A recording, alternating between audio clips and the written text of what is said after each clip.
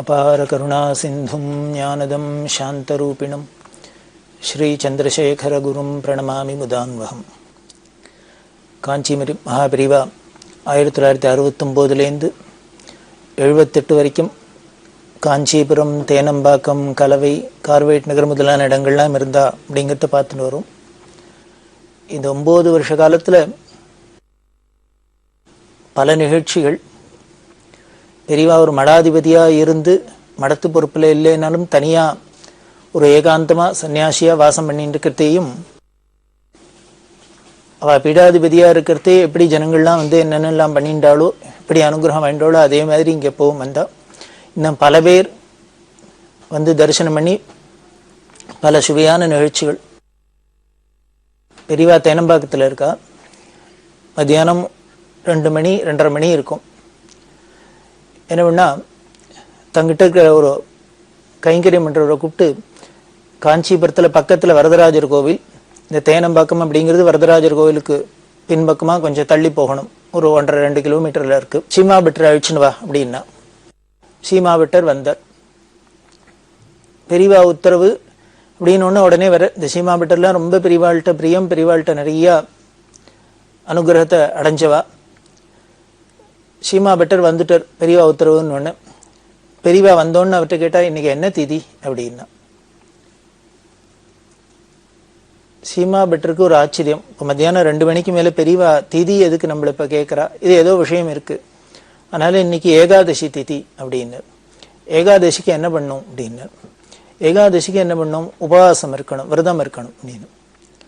சரி, ஏகாதசி உபவாச விரதம் நமக்கு மட்டுமா இல்லை பெருமாளுக்குமா அப்படின்னா. அவருக்கு புரியல. இல்லை, விரதம் உபவாசம்ங்கிறது நமக்கு தான், பெருமாளுக்கு இப்படிலாம் இல்லை அப்படின்னு. இல்லை, இன்னும் கர்த்தாலேருந்து பெருமாளுக்கு இன்னும் பூஜை ஆகலை, ஆராதனை ஆகலை, அதுதான் கேட்டேன் அப்படின்னு. பட்டருக்கு தூக்கி அறிவிட்டுது. உடனே பெரியவா சொன்னா, உடனே கோவிலில் போய் பாரு, என்ன ஏதுன்னு பார்த்து அங்கே இருக்கிற பிரச்சனையை ப்ராப்ளத்தை சரி பண்ணி உடனே பெருமாளுக்கு பூஜை ஆகிறதுக்கு ஏற்பாடு பண்ணு, நைவேத்தியமாகணும் அப்படின்னு உத்தரவுப்பட்டா. கண்டிச்சு. இவர் உடனே அறக்க பறக்க ஓடி வந்து விசாரிச்சா, கோவிலில் அங்கே கைங்கரியம் பண்ணுறவாளுக்குள்ளே ஏதோ ஒரு மனஸ்தாபம், தகராறு. இந்த தகராறில் என்ன பண்ணிட்டா, ஒருத்தருக்கு ஒருத்தர் சண்டை போட்டு தகராறு பண்ணி சுவாமிக்கு இது வரைக்கும் பூஜை பண்ணாத வச்சிருந்தா, இன்னும் நைவேத்தியமாகலை. இது பெருமாள் கோயிலுக்கு பக்கத்தில் இருக்கிற சீமா பெட்டருக்கு தெரியல, எங்கேயோ 2 கிலோமீட்டர் தள்ளி இருக்கிற பெரியவாளுக்கு இது மத்தியானம் 2 மணி 2:30 மணிக்கு உணர்ந்திருக்கு. உடனே அவர் எல்லாரையும் சமாதானப்படுத்தி, நமக்குள்ள தகராறு ஏதோ பிரச்சனை அப்படின்னாக்க சுவாமிக்கு நைவேத்தியம் பண்ணுறது பூஜை பண்ணுறத போய் நிறுத்தினா. இப்போது தற்காலத்தில் பார்த்தீங்கன்னா எந்த ஒரு பிரச்சனையாக இருந்தாலும் உடனே ஒரு ஒத்துழையாமை இயக்கம், ஸ்ட்ரைக் பண்ணுறது அப்படின்னு வச்சுட்டு இருக்கா. இந்த ஸ்ட்ரைக் பண்ணுறதுங்கிறது எந்த அளவுக்கு போகிறது அப்படின்னா, கோர்ட்டில் இருக்க வக்கீல்லேருந்து, ஜட்ஜிலேருந்து, டாக்டர்ஸ்லேருந்து, இன்னும் எல்லாரும் சமுதாயத்தில் இருக்கிற அத்தனை பேரும் தங்களோட வெறுப்பை காமிக்கிறதுக்கு, எதிர்ப்பை காமிக்கிறதுக்கு ஸ்ட்ரைக்கு அப்படிங்கிறது ஒன்று பெரிய சகஜமாக போயிடுத்து. இது ஜனங்கள்லாமும் எல்லாம் ரொம்ப ஒரு நியாயம் மாதிரி ரொம்ப சுலபமாக ஏற்றுக்கிறாப்புல இருக்குது. அதே போல தான் கோவிலில் உள்ள கைங்கரியம் பண்ணுறவாளுக்கும், அங்கே உத்தியோகமாக இருக்கிறவாளுக்கும் அரசாங்கம் அதில் கோவிலெல்லாம் தலையெடுத்தனால வர பிரச்சனைகளில் இதெல்லாமும் ஒன்றும். இந்த நிர்வாக சிக்கல்னால ஏதானும் ப்ராப்ளம் வந்ததுன்னா உடனே கோவில் பூஜகர்கள்லேருந்து ஆரம்பித்து நாங்கள் இன்றைக்கி ஒரு நாளைக்கு பூஜைக்கு போக மாட்டோம், ஸ்ட்ரைக் பண்ணுவோம், வேலையை செய்ய மாட்டோம், அவாவா கடமையை செய்ய மாட்டோம் அப்படிங்கிறப்பல வந்துடுத்தோம். இது பெரியவாளுக்கு ரொம்ப வருத்தத்தை கொடுக்கக்கூடிய ஒரு விஷயமா இருந்தது. எது எதுக்கு தான் ஸ்ட்ரைக் பண்ணுறது, எது எதுக்கு தான் இது மாதிரி வேலையை ஒத்துழையாமல் இருக்கிறது அப்படின்லாம் புரியல. எதையோ ஒன்று நம்ம சொல்ல போக எதுக்கோ எல்லாரும் புரிஞ்சுட்டு அதெல்லாம் ஒன்னோட ஒன்று குழப்பிண்டு இப்படிலாம் திண்டாராளே அப்படிங்கிறதுனால பெரியவாளுக்கு அதில் ரொம்ப வருத்தம். அது மாதிரி தான் எங்கேயும் கோவிலுக்குள்ளே நடந்த பிரச்சனையில் சுவாமிக்கு இப்போ பூஜை இல்லாத இருந்தது. இப்படி வரதராஜருக்கு இன்னும் இத்தனை மணி 2 இன்னும் பூஜை ஆகலை, நைவேத்தியம் ஆகலை அப்படின்னு தெரிஞ்சோடனே பெரியவா ரொம்ப வருத்தப்பட்டு, அதனால தான் சீமா பட்டரை கூப்பிட்டு, ஏகாதசின்னா நாம தான் பட்டினி கிடக்கணும், பெருமாளுக்கு என்ன 6 கால பூஜை பண்ண வேண்டாமோ சொல்லி அனுப்பிச்சு உடனே அதை சரி பண்ண சொன்னா. அது சரி பண்ணிட்டு வந்து என்கிட்ட சொல்லு அப்படின்னா, எல்லாம் சரி பண்ணி சுவாமிக்கு எல்லாம் ஆராதனமானோன்னு பூஜை ஆகி நைவேத்தியமானோன்னு பெரியவாள்கிட்ட வந்து சொன்னேன். பெரியவா அப்புறம் சொன்னா, இதை மாதிரி இன்னொரு தடவை நடக்கக்கூடாது, அது மாதிரி பார்த்துக்கணும். கோவிலில் போய் சுவாமிக்கு பூஜையில் அதில் போய் நம்ம போய் நம்மளோட ராகத்வேஷங்களை விருப்ப விருப்ப காமிக்கப்படாது, நம்ம கடமையை செய்யணும் அப்படின்னு சொல்லி அவளுக்கு உபதேசம் பண்ணி அனுப்பிச்சா. இது பட்டருக்கு ரொம்ப சந்தோஷமா இருந்தது. இந்த பட்டர் ரொம்ப பெரியவாள அசாத்தியமா பக்தி பண்ணி உபாசிச்சிருக்கார். ஒரு சமயம் அந்த வரதராஜர் கோவிலில் உற்சவ விக்கிரத்தில் இந்த சங்கு வச்சுருக்கிற கை இருக்கும், வலது கை. அந்த வலது கையில் அந்த ரொம்ப பழமையான விக்கிரகமாக இருந்ததுனால அது நித்தியம் அப்பப்போ அபிஷேகம் பண்ணி அது பண்ணி எல்லாம் பண்ணி தேஞ்சு போயிருக்கலாம். அது ரொம்ப பேபார்ஸாக இருக்கிறாப்புல இருந்து எந்த சமயம் அது ஏதானும் ஆயிடுமோ பின்னம் ஆயிடுமோ அப்படிங்கிறாப்புல. அதை உடனே இந்த கோவில் நிர்வாக அதிகாரி சீனிவாசன் அப்படிங்கிறவும் இந்த சீமா பட்டரும் என்ன பண்ணுறதுன்னு தெரியாத திகைச்சு போய் இதனால ஏதானும் தோஷம் வந்துடாத இருக்கணுமே அப்படின்லாம் பயந்துன்னு பெரியவாள்கிட்ட சொல்ல, பெரியவா உடனேயே சுவாமி மலையிலேருந்து ஒரு பெரிய ஸ்தபதி கைதேந்த ஸ்தபதியை வர சொல்லி இம்மீடியட்டாக வர சொல்லி உடனேயே இங்கேயே வச்சு இம்மீடியட்டாக பண்ணணும் அப்படின்னு சொல்லி அதை சரி பண்ணி கொடுத்த சொல்லி உடனேயே அப்புறம் சுவாமிக்கு தொடர்ந்து பூஜை நடக்க முடியுமா பண்ணினான். இப்படி இந்த சீமா பட்டர் பல சந்தர்ப்பங்களில் பெரியவாள்கிட்ட பல இக்கட்டெல்லாம் சொல்லி அங்கே எல்லாம் பண்ணியிருந்திருக்கு. அப்படி இருக்கிறதுனால இங்கே பெருமாளுக்கு நைவேத்தியம் இல்லாத இருக்குது அப்படிங்கிறத எங்கேயோ பெரியவா தேனம்பாக்கத்தில் இருக்கிற பெரியவா தன்னோட திவ்ய திருஷ்டியினால் உணர்ந்து உடனே அதுக்குண்டான தக்க அதிகாரியான பட்டரை வர சொல்லி சீமா பட்டரை வர சொல்லி அதை சரி பண்ணி வச்சா அப்படிங்கிறது நமக்கு ஆச்சரியமான ஒரு விஷயம். இந்த தேனம்பாக்கத்தில் இருக்கிறதே சென்னையில் ஒரு பெரிய கம்பெனியில் உத்தியோகமாக இருக்கிறவர் பேரியன்கோ அப்படின்னு கம்பெனியில். அதில் ஒரு மேனேஜர், அவர் ஒரு நல்ல உத்தியோகத்தில் இருக்கிறவர். அவர் ஒரு அம்பாசிடர் கார் வாங்கியிருந்தார். அவர் ஸ்ரீ வைஷ்ணவ, அதாவது பெரியவாள்கிட்ட ரொம்ப பக்தி. அவர் என்ன பண்ணினார், இந்த புதுசாக ஒரு கார் வாங்கினோன்னு இதை எடுத்துன்னு முதல்ல பெரியவாளை போய் தரிசனம் பண்ணும் அப்படின்னு அவருக்கு ஒரு ஆசை. தன்னோட அந்த ஆஃபீஸ்லேயே உத்தியோகம் இருக்கிற சில நண்பர்கள்ட்டெல்லாம் சொல்லியிருந்தா நம்ம போயிட்டு வரலாம் அப்படின்னு ஒரு 5 பேராக கிளம்பி போகிறதா இருந்தது. ஆனால் கடைசி சமயத்தில் அந்த கார் வாங்கின அந்த முதலாளியான அந்த வைஷ்ணவரால் வர முடியல. அவர் என்ன பண்ணினார், தன்னோட நண்பர்கள்ட்டெலாம் மற்றவாள்லாம் கிளம்பி ரெடியாக இருக்காளே அவள்கிட்டலாம் சொன்னார், என்னால் வர முடியலன்னாலும் இந்த ப்ரோக்ராமை நிறுத்த வேண்டாம், நீங்கள் ஒன்று பண்ணுங்கோ, எல்லாருமே நீங்கள் மீதி 4 பேருமா கிளம்பி போங்கோ, காஞ்சிபுரத்தில் போய் பெரியவா தேனம்பாக்கத்தில் தரிசனம் பண்ணிவிட்டு இது மாதிரி என்னால் வர முடியல அப்படின்னு என்னோட வந்தனைன்னு தெரிவிங்கோ, இந்த மாதிரி கார் வாங்கியிருக்குன்னு சொல்லி எல்லா விஷயத்தை சொல்லி அனுகிரகம் வாங்கிட்டு வாங்கோ அப்படின்னு அனுப்பிச்சேன். சரின்னு எல்லாரும் வந்தா. 5 பேரும் முதல்ல பெருமாளை போய் தரிசனம் பண்ணிட்டா. தரிசனம் பண்ணி பெரியவாளை தரிசனம் பண்ணுறா. பெரியவாளை தரிசனம் பண்ணோன்னு அப்போ பெரியவா தரிசனம் கொடுத்துன்னுக்கிறது ஒரு மரத்தடியில் வெளியில் ஒரு மரத்தடியில் உட்காந்துன்னு இருக்கா. வந்தவாள்கிட்ட கேட்டா இது ஏது என்ன அப்படின்னா, இது மாதிரி கார் வாங்கினவர் அவரோட வந்தவர் எஜமானர் அவரை பற்றி சொன்னால் அவர் கார் புதுசாக வாங்கியிருக்கு, அதை எடுத்துன்னு முதல்ல பெரியவாள்கிட்ட தரிசனம் பண்ணணும்னு ஆசைப்பட்டார். ஆனால் இன்னைக்கு சில தவிர்க்க முடியாத காரணங்களால் வர முடியாத போயிடுத்து, அதனால எங்களெல்லாம் அனுப்பிச்சு அவரோட காரில் தான் நாங்கள் வந்திருக்கோம், இந்த காரை கொண்டு வந்திருக்கோம், பெரியவா அனுகிரகம் பண்ணணும், அவருக்கும் அனுகிரகம் பண்ணணும். பெரியவா சந்தோஷமா அனுகிரகம் பண்ண. சரி இதுக்கப்புறம் என்ன பண்ண போறேன் அப்படின்னா, இதுக்கப்புறம் என்ன பண்றது அவளுக்கு புரியல, எதுக்காக பெரியவா கேட்குறான்னு. இல்லை நேராக ஊருக்கு போறியா என்ன பண்ண போறேன் அப்படின்னா, அவா சொன்னா நாங்கள் நேராக ஊருக்கு தான் போனோம், ஆனால் இப்போ வரத்தே பெருமாளை பார்த்துட்டோம், நேராக போய் ஏகாம்பரேஸ்வர தரிசனம் பண்ணிட்டு அதுக்கப்புறம் ஊருக்கு போலான்னு இருக்கோம் அப்படின்னா. இது சொன்னோன்னு பெரியவா சொன்னா, ஏகாம்பரேஸ்வர தனியாக போய் தரிசனம் பண்ணுவானே, இல்லை பெருமாளை தரிசனம் பண்ணிட்டு என்னை பார்த்துட்டீங்களோ நேராக வீட்டுக்கு போங்க, ஊருக்கு போய் சேரு அப்படின்னா. இவாளுக்கு புரியல, நம்ம ஏகாம்பரேஸ்வர கோவிலுக்கு தானே போனோம்னா நல்லதுக்கு தானே சொல்கிறோம், நல்லது தானே பண்ணணும்னு ஆசைப்படுறோம், பெரியவா எதையும் தடுக்கிறா அப்படின்னு புரியல. உடனே பெரியவா சொன்னா, நான் பாரு ஏகாம்பரம்னா என்ன அப்படின்னா, ஏகாம்பரேஸ்வருக்கு என்ன சிறப்பு அப்படின்னா, ஒரு மாமரத்துக்கு அடியில் இருக்கிறது தான் அந்த வேதமே பெரிய மாவிருட்சமாக இருக்குது, அதுக்கு அடியில் இருக்கிறதுனால ஏகாம்பரம், ஒரு மாமரத்துக்கு அடியில் இருக்கிறதுனால ஏகாம்பரம்னு பேர், அவர் ஏகாம்பரேஸ்வரர். அதனால் அங்கே பரமேஸ்வரன் மாமரத்துக்கு அடியில் இருக்கிற ஒரு மாமரத்து அடியில் உட்காந்துருக்க நல்லா ஏகாம்பரம். இங்கே நான் எங்கே உட்காந்துருக்கேன் பாரு, நானும் அப்படி தான் இருக்கேன் அப்படின்னா. பார்த்தா பெரியவா உட்காந்துருக்கிறது ஒரு மாமரத்துக்கு அடியில், அதனால் நானும் மாமரத்துக்கு அடியில் தான் இருக்கேன், என்னை பார்த்துட்டேன், அதனால ஏகாம்பரம் தான், என்னை பார்த்தாலே நேராக நீ ஊருக்கு போங்க அப்படின்னு சொல்லி அவளை உத்தரவு கொடுத்து அனுப்பிச்சிட்டா. ஆனால் அவள் வெளியில் வந்தாலும் ஒரு மனசுல ஒரு சங்கல்பம் வந்துட்டா போய் பார்க்கணும் கோவிலுக்கு அப்படின்னு, அது போகாத இருக்கிறதுக்கு மனசு வரல. நான் பெரியவா ஏதோ சொல்றா அப்படிங்கிறதுனால என்னமுன்னா அதை பெருசா எடுத்துக்காத இவா பாட்டுக்கு நேர ஏகாம்பரேஷ கோயிலுக்கு கிளம்பி போறா. போற வழியில என்ன ஆயிடுத்துன்னா வண்டி பிரேக் டவுன் ஆயிடுது. பிரேக் டவுன் ஆச்சுன்னா எப்படி ஆச்சுன்னா அந்த ஆக்சல்ஸ் அப்படி மேலே அது முறிஞ்சு போற அளவுக்கு முறிஞ்சு போயிடுத்து. அவளுக்கு ஒரே ஆச்சரியம், புது அம்பாசிடர் வண்டி, அதுவும் வண்டியிலேயே இந்த அம்பாசிடர் வண்டிங்கிறது கொஞ்சம் ஸ்ட்ராங்காகவே இருக்கிற வண்டி, அதோடது அதுவும் புது வண்டி, அதோட ஆக்சில்ஸ் உடஞ்சி போயிடுத்து. அப்படின்னா என்னன்னு சொல்றது, அவளுக்கு வழி புரியல, ராத்திரியோ ஆயிடுத்து, அவளுக்கு என்ன பண்ணுன்னு தெரியல, முழிச்சுன்னு இருக்கா.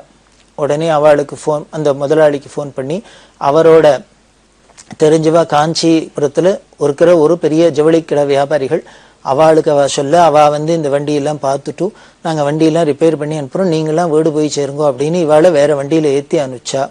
இவா ஒரு வழியா வீடு வந்தா போரும் அப்படிங்கிறாப்புல இவாளுக்கு ரொம்ப சிரமமாக போயிடுது. இதுக்கு ஏதாவது ரிப்பேர் பண்ணணும்னா பக்கத்தில் அக்கம் பக்கத்தில் என்னன்னு தெரியல, இனிமேல் எங்கேயோ போய் போகணுங்களா, மெட்ராஸ்க்கு போகணுமா, சுங்குவார சித்திரமா, எங்கன்னு தெரியல, இப்படி போயிட்டு வரணும்னாலும் எப்படி போயிட்டு வருது அவளுக்கு புரியல.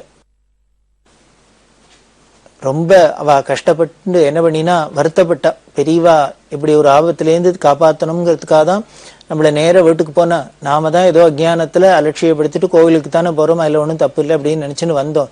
வந்த வழியில இது மாதிரி ஆயிடுது அப்படின்ட்டு அவ ரொம்ப ஃபீல் பண்ணி பெரியவா இருக்கிற இடத்த பார்த்து நமஸ்காரம் பண்ணி, இனிமே இது மாதிரி நாங்க பெரியவா வார்த்தையை அலட்சியப்படுத்த மாட்டோம் அப்படின்னு ஒரு சங்கல்பத்தோட அவ நேர கிளம்பி ஊருக்கு வந்து சேர்ந்தா. ராத்திரி கிட்டத்தட்ட 12 மணி 1 மணி ஆயிடுத்து. வீடு படுத்தா போரும் சேர்ந்தா போரும் அப்படிங்கிறாப்புல அவளுக்கு ஒரு சிரமம் வந்துடுத்து. அப்படி போனவாள்ல இன்னும் சென்னையில திருவத்தியூர்ல சங்கரா காலனியில இன்னமும் இருக்கா. அப்படி போயிட்டு வந்தவா. இது எதை குறிக்கிறது அப்படின்னா 2 விஷயம் நமக்கு தெரியுது. பிரம்மஜானியான திரிகால ஜானின்னு பெரியவா சொல்ற வார்த்தையை அப்படியே நம்ம தட்டாம கேட்கணும் அப்படிங்கிறது ஒன்றும் பெரிய பாடம். 2வது அதை விட பெரிய மெசேஜ் என்ன அப்படின்னா, பெரியவா தன்னை ஏகாம்பரேஸ்வரர் அப்படின்னு சொல்லிக்கிறா அப்படின்னா அவ அத்வைத அனுபூதியில அகம் பிரம்மாஸ்மி அப்படிங்கிற மகா வாக்கியத்துல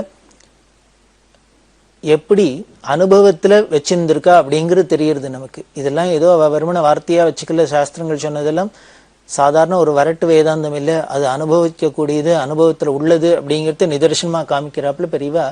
நானும் மாமரத்துக்கடியில தான் உட்காந்துருக்கேன். இது வெளியில சொல்றது மாமரத்துக்கடியில உட்காந்துருக்கிறதுனால அப்படின்னு,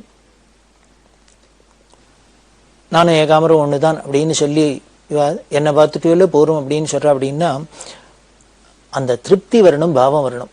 இந்த பாவம் வரணும்னா அவசியமா குறிப்பிட வேண்டியவர் ஸ்ரீ பிரதோஷ மங்கட்ராமேர் அப்படின்னு சொல்லக்கூடிய பிரதோஷ மாமா. இந்த பிரதோஷ மாமாக்கு இந்த பெரியவா அப்படி சொன்னாலும், நான் தானே ஏகாம்பரம், என்னை பார்த்துட்டு போரும் திருப்தி அட அப்படின்னு.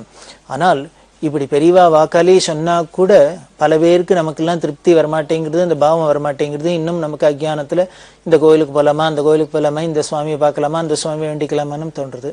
ஆனா பிரதோஷ மாமாவை பொறுத்த வரைக்கும் அப்படியே திடமா ஸ்திரமா எல்லாம் சர்வமும் பெரியவா தான், சாட்சாத் பரமேஸ்வரன் அப்படிங்கிறதுல ரொம்ப தீர்மானமா இருந்தவா. அப்படி மாமா நினைச்சிருந்தா கூட பல பேர் நினைச்சிருந்திருக்கலாம். ஆனால் ஒரே ஸ்ட்ராங்கா ஏகாகிரமா இருந்தார் அப்படின்னா பிரதோஷ மாமாவை முக்கியமா குறிப்பா சொல்லலாம். இப்படி பிரதோஷ மாமா தான் இருந்ததோட இல்லை, மாமா கிட்டக்க போறவா, மாமாவுக்கு தெரிஞ்சவா எல்லாத்தையும் இதை திருப்பி திருப்பி சொல்லிகிட்டே இருப்பா. பெரியவாளுக்கு மிஞ்சி ஒண்ணும் இல்லை, சர்வமும் பெரியவாளுக்குள்ள அடக்கமா இருக்கு. அதனால அஜ்ஞானத்தை விடுங்கோ, அஜ்ஞானத்தை அடுங்கோ, தெளியணும், நமக்கு ஒரு தெளிவு ஏற்படும். இப்ப ஏற்பட்ட பிரம்மஞானின்னு பெரியவாளை பார்த்து நமக்கு ஒரு தெளிவு ஏற்படலைன்னா அப்புறம் எதை பார்த்து தான் நம்ம தெளிய போறோம், நமக்கு ஞானம் வரப்போறது. அதுதான் பிரதோஷ மாமா சொல்லிட்டே இருப்பா. அதனால சர்வமும் பெரியவாளுக்குள்ள இருக்கு, நாம அந்த பாவத்தோட பார்த்தோம்னா நாம அதெல்லாம் உணரலாம் அப்படின்லாம் சொல்லுவா. அப்படி ஈஸ்வரன் அப்படிங்கிறத நமக்கு நிதர்சனமா காமிச்சா பெரியவா. அப்படி இருக்கிற பெரியவா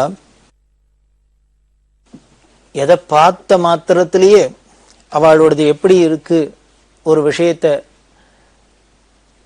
பார்த்த மாத்திரத்துல அவளுக்கு எப்படி புரியுது அப்படின்னு ஆச்சரியமா இருக்கும். அதாவது எக்ஸ்ரே கண்ணு அப்படின்னு வேணா சொல்லலாம். பெரிய ஹோமங்கள்லாம் நடந்துருக்கு, பெரியவா ஜெயந்தி, அதுக்காக சில ஹோமங்கள்ல விசேஷமா எல்லாம் நடக்கும். பெரியவா இருக்கிற இதெல்லாம் நடந்துட்டு இருக்கு. அந்த பண்றவாள்லாம், இந்த விழாவை கொண்டாடுறவாள்லாம் பெரியவா வரணும், இந்த ஹோமத்துல கலந்துக்கணும், தரிசனத்துக்கு வரணும் அப்படிலாம் ஆசைப்பட்டா. பெரியவாளும் பூர்ணாவதி சமயத்துக்கு வந்தா. பூர்ணாவதிக்கு எல்லாம் ரெடியா இருக்கு. பெரியவா அப்படியே சுத்தி பார்த்துட்டு என்ன பண்ணா, உள்ள போயிட்டா. உள்ள போயிட்டு இப்போ பூர்ணாவதி வேண்டாம் அப்படின்ட்டு உள்ளுக்குள்ள போயிட்டா. இந்த ஹோமங்கள் பண்றவா, இந்த ஃபங்க்ஷன் பண்றவாளுக்கெல்லாம் ஒரே குழப்பம். என்ன ஏதானு தப்பு நடந்து கொடுத்தா ஏன் பெரியவா இப்ப வேண்டாங்கிறா? பூர்ணாவதிக்கு தானே ரெடியா இருக்கு, பூர்ணாவதி ஆகிறதுக்காக தானே காத்துட்டு இருக்கோம், ஏன் இப்படி சொல்றா அப்படின்னா, பெரியவா அப்புறம் சொல்றா, அந்த பூர்ணாவதிக்காக நெய் வச்சுருக்காளே, அந்த நெய் சுத்தமா இல்லை, அசுத்தமாயிடுத்து, அதனால அதை முதல்ல மாற்றணும் வேற அப்படின்னு. ஒருத்தருக்கும் புரியல. உடனே அப்புறம் போய் நைட்டின் எடுத்து பார்த்தா அது பச்சையாக அந்த கழும்பெல்லாம் பாசியெல்லாம் பிடிச்சிருக்கு. அதுக்கு மேலே அதில் சில பூச்சிகள்லாம் விழுந்திருக்கு இந்த நைட்டினில்.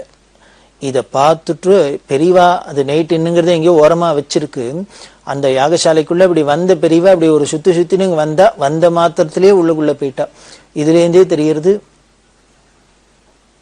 நமக்கு திறந்து பார்த்தா கூட தெரியாது, பெரியவாளுக்கு திறந்து பார்க்காதே தெரிகிறது அதுக்குள்ள இந்த நெய்யை சுத்தமா இல்லை, அசுத்தமா இருக்கு, ஹோமத்துக்கு திரவியம் அருகதையா இல்லை, அதனால வேற நெய்யை வச்சு பண்ணணும் அப்படின்னு சொல்றா. அப்படின்னா இது ஒரு ஆச்சரியமான விஷயம்.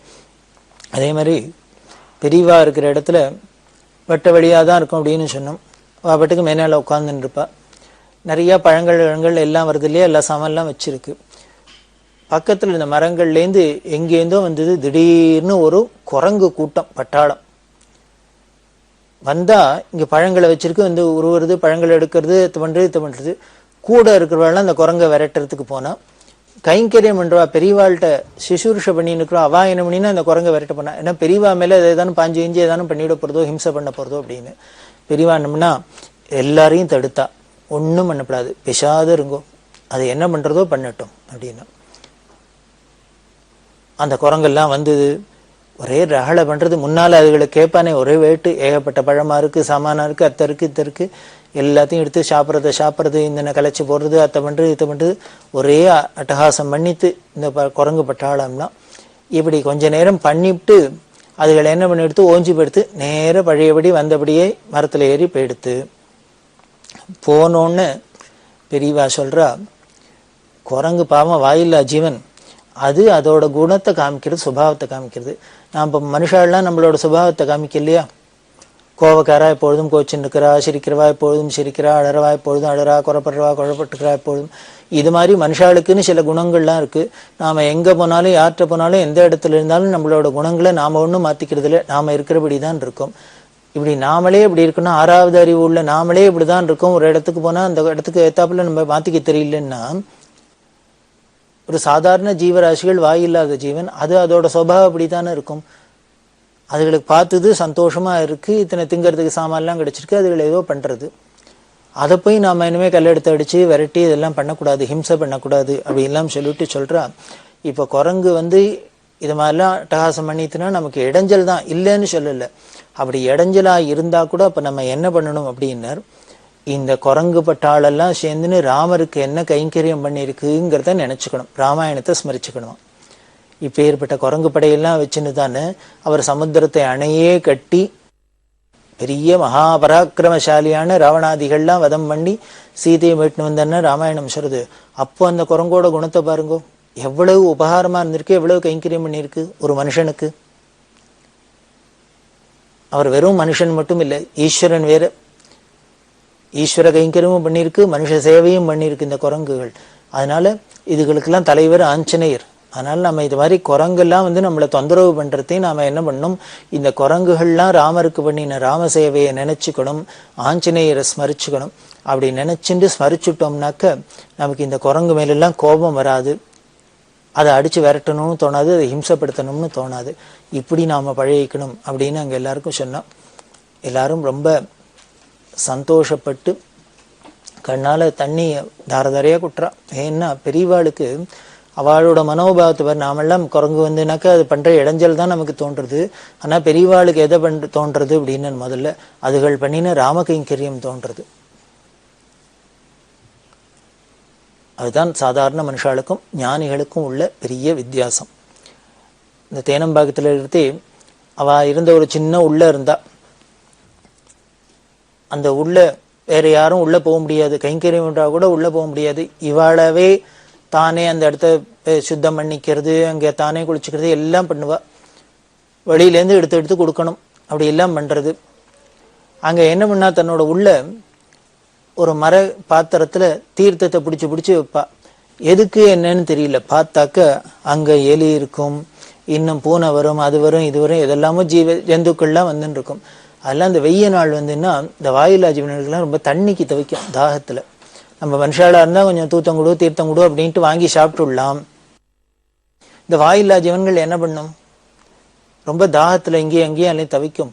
அதனால இந்த வாயில்லா ஜீவன்களுக்கு வேணும் அப்படிங்கிறதுனால அங்க குரங்கு வரலாம், இன்னும் ஏதோ வரலாம், எந்த ஜீவராசிகள் வேணா வரலாம் தீர்த்தம் சாப்பிட்றதுக்கு. அதுக்காக இப்படி தண்ணீர் உப்பிக்கிறது, இதை மாதிரி எல்லாம் பண்ணுவா. ஒரு பூனை வந்து குறுக்கையும் நடுக்கையும் போறது, ஒரே தவிக்கிறது. கூட இருந்தவாள்லாம் என்னன்னு புரியல, அந்த பூனையை விரட்டுறா. உடனே பெரியவா, நீ பூனையை இவ விரட்டினா அந்த பொறுத்து உடனே திரும்பி வந்துடுறது. அப்படி இருக்கிறதே அவ என்ன பண்ணா இவளுக்கு புரியல. உடனே பெரியவா சொல்றா, வேற ஒண்ணும் இல்லை, வெயில் அப்படியே தகிக்கிறது, விரட்டுறது, அதுக்கு தண்ணி வேணும் போல இருக்கு.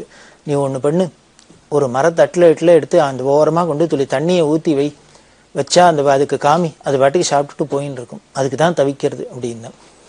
அதே மாதிரியே கைங்கரியம் என்றவர் ஒரு தட்டுல பின்னால தண்ணியை கொண்டு வச்சா அந்த பூனை தீர்த்தத்தை சாப்பிட்டது போயிடுத்து. இந்த கைங்கரியம் என்ற வெள்ளம் சொல்வா, பெரியவாழ்கிட்ட வர மனுஷாளுக்கு தான் என்னென்ன குறை, எதுக்கு எப்படி அனுகிரகம் பண்ணும் அப்படிங்கிறது மட்டும் தெரிஞ்சுக்கிறதுக்கால ஞானி இல்லை. ஜீவராசிகள் எதுவாக இருந்தாலும் அந்த சந்நிதிக்கு போனா அதுக்கு என்ன தாபம், அதுகளோட சிரமம் என்ன, அதுக்கு என்ன வேணும் பரிகாரம் அப்படின்னு பார்த்து சொல்லக்கூடியதுல பெரியவா ரொம்ப கெட்டிக்காரு. அப்படிதான் அனுகிரகம் பண்ணி இந்த பூனைக்கு தண்ணியை வெயி அப்படிங்கிறா. இதை மாதிரி பல விஷயங்கள். அவ இருந்த இடத்துல இந்த தேனம்பாக்கத்துல ஒரு பெரிய பெருச்சாளி பொந்து, அது ஒரே அட்டகாசம் பண்ணிட்டு அதை அடைக்கணும்னு கைங்கரியம் என்ற ஒரு ஆளை கூப்பிட்டு மேஸ்திரியை கூப்பிட்டு அடைக்கிறதுக்கு ஏற்பாடு பண்ணியிருந்தார். பெரியவா கேட்டா, எதுக்குன்னா இந்த வெளிப்பந்து அடைக்கப்படாது அப்படின்னுட்டா. நல்ல கதையா இருக்கு. அது இருக்கிற இடத்துல வந்து நாம உட்கார்ந்துட்டு இருக்கோம். உட்கார்ந்துட்டு நாம அதுக்கு இடைஞ்சல் பண்ணக்கூடாது, அது நமக்கு இடைஞ்சல் பண்ணல, நாம தான் அது இருக்கிற இடத்துல வந்து அதுக்கு இடைஞ்சலா இருக்கும். அதனால அடைக்கப்படாது, அதனால அந்த ஆளை அனுப்பிச்சிரும் அப்படின்னுட்டா. சரின்னு அந்த ஆளை அனுப்பிச்சார் கைங்கரியம் என்று. உடனே பெரியவா கூப்பிட்டு நியாயம் சொல்றா, நீ ஏதோ வேலை கொடுக்க போற, சம்பளம் கிடைக்க போறதுன்னு அந்த ஆளு வந்தார். இப்ப நம்ம வேண்டான்னு நினைச்சிட்டோம், அதனால அவருக்கு நஷ்டம் இருக்கக்கூடாது, நீ பேசின சம்பளத்தையும் கொடுத்து அவருக்கு அனுப்பிச்சிரும் அப்படின்னு. இதுதான் பெரியவாளோட குணம். அந்த சந்நிதியில எல்லாருக்கும் அனுகிரகம் அப்படிங்கிறது நமக்கு தெரியறது. அப்பேற்பட்ட பெரியவா அனுகிரகத்தை தொடர்ந்து நாம அனுபவிக்கலாம்.